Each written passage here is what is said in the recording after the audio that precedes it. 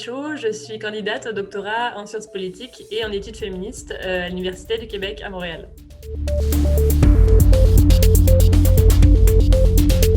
Alors pourquoi ce sujet ? Parce que l'écriture inclusive a fait l'objet de vives oppositions en France à la fin de 2017. Ces oppositions ont été déclenchées suite à la parution d'un manuel scolaire qui utilisait l'écriture inclusive pour la première fois. Et ces oppositions ont été relayées donc dans les médias dominants français.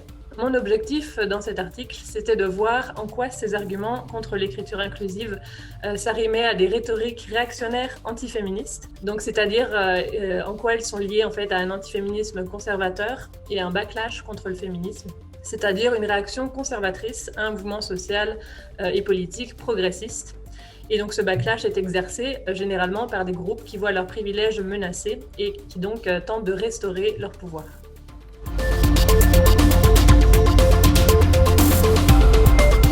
J'ai analysé les arguments invoqués donc, par les opposants à l'écriture inclusive. Pour ce faire, j'ai parcouru les pétitions, des déclarations contre l'écriture inclusive qui étaient les plus visibles dans les médias dominants autour d'octobre et novembre 2017, qui étaient les dates durant lesquelles les débats étaient les plus saillants. Et les sujets que j'ai retenus pour l'étude représentaient un intérêt parce qu'ils sont souvent soit aperçus comme dotés d'une autorité légitime, incontestable, par exemple l'Académie française, des philosophes, des enseignants et enseignantes de français, parce qu'ils ont une influence conservatrice anti-genre depuis quelques années en France. Là, on parle de la Manif pour tous, qui s'opposait au mariage pour les personnes de même sexe, et ou parce qu'ils ont produit des discours publics. Donc, à titre d'exemple, des politiciens ou le groupe parlementaire Les Républicains. Et donc, j'ai analysé les argumentaires de ces sujets au prisme des rhétoriques réactionnaires d'Albert Hirschman, qui se déclinent sous 3 formes, la mise en péril, l'effet pervers et l'inanité.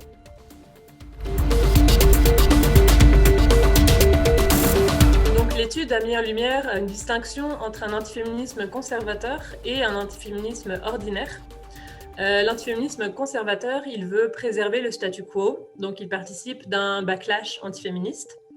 Et dans mon étude, il était porté davantage par des gens de lettres, entre guillemets, donc l'Académie française, les enseignantes de français, les philosophes, ainsi que la Manif pour tous. Donc, ces instances, en gros, elles se considéraient victimes d'un féminisme totalitaire qui voudrait censurer, façonner les consciences à la manière d'Orwell.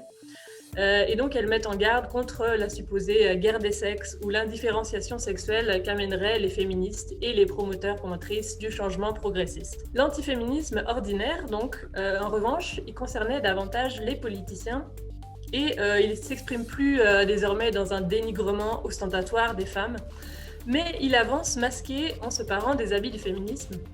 Le ministre de l'Éducation en particulier, il s'autoproclamait féministe dans le but de mieux remettre en cause les avancées du féminisme, en disant notamment qu'il y aurait des combats plus importants à mener que celui de l'écriture inclusive. Des combats féministes, donc.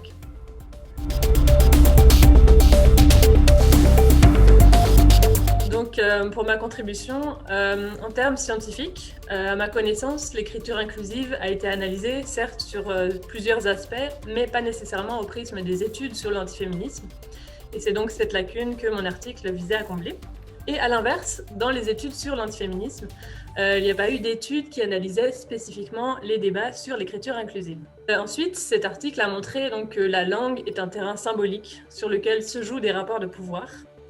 Et puis, donc, en assimilant souvent le masculin au neutre, donc c'est la fameuse règle selon laquelle le masculin l'emporte sur le féminin parce qu'il est soi-disant universel, les opposants à l'écriture inclusive tentent donc de faire passer le point de vue masculin spécifique dans le domaine de l'universel.